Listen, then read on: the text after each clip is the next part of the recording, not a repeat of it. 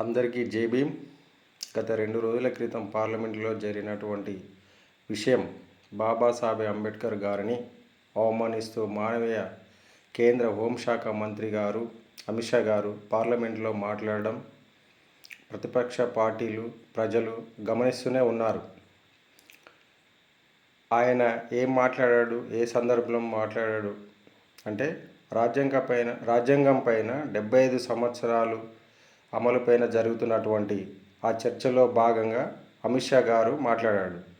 ఏం మాట్లాడారు అంటే, अब ये पैशन हो गया, अंबेडकर अंबेडकर अंबेडकर यही नाम इतना नाम है, यही नाम इतना नाम अगर भगवान के लेते हैं तो 7 जन्मों को स्वर्ग मिलता था అని అంటుండు. అంటే ఈ యొక్క రోజుల్లో అంబేద్కర్ జపం చేయడం ప్యాషన్ అయిపోయింది. అంటే దేవుని గురించి తలుచుకుంటే 7 జన్మలకు స్వర్గం లభిస్తుందని అమిత్ షా గారు చెప్పడం జరిగింది. అంటే అంబేద్కర్ నామస్మరణ మీకు అంత అసహ్యంగా కనిపిస్తుందా అమిత్ షా గారు?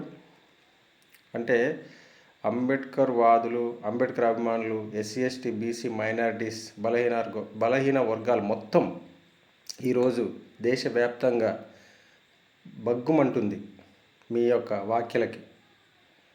వ్యాఖ్యలను ఖండిస్తూ ప్రతి ఒక్కరూ పోస్ట్ చేయడం జరుగుతుంది. రోడ్లపైకి వచ్చి నినాదాలు చేయడం జరుగుతుంది. మీ యొక్క వాదనను వెనక్కి తీసుకొని వెంటనే రాజీనామా చేసి రాజకీయాలకు స్వస్థ పలికి అంబేద్కర్ గారికి సారీ చెప్పి మీరు ఎమ్మటే రాజకీయాల నుంచి తొలగిపోవాలని నేను కోరుకుంటున్నాను. ఈ యొక్క క్రమంలో అమిత్ షా గారు నేను అలా అనలేదు అని అంటున్నాడు మీడియాతో. ఒక్క మీడియా కూడా ఇది కరెక్ట్ కాదు అని చెప్పే ప్రయత్నం చేయలే. ఎందుకంటే మీడియా మొత్తం అమిత్ షా గారి కన్సర్న్లలో నడుస్తున్నటువంటి మనం ఈ రోజుల్లో ఈ దుర్భాగ్యమైనటువంటి రోజులు బతుకుతున్నాం.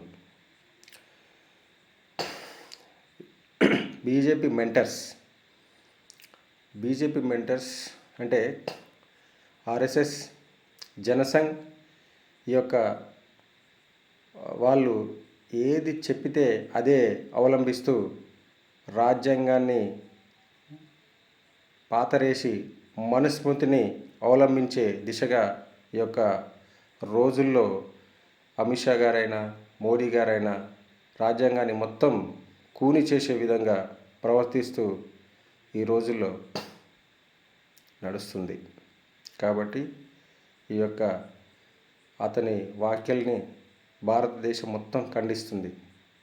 భారతదేశం మొత్తం నిందిస్తుందంటే నువ్వు తప్పు చేసినా కూడా నిందిస్తుంది. ఇది కరెక్ట్ కాదు అమిత్ షా గారు.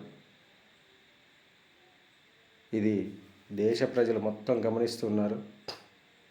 మీరు చేసినటువంటి వ్యాఖ్యల్ని వెంటనే వెనక్కి తీసుకొని అదే పార్లమెంట్లో సారీ చెప్పి 2 చెంపలు వేయించుకొని ఇంకోసారి అంబేద్కర్ గారిని ఏకవచనంతో పలకనని చెప్పి మీరు సైలెంట్గా ఉంటే బాగుంటుంది. ఇది నా యొక్క అభిప్రాయం.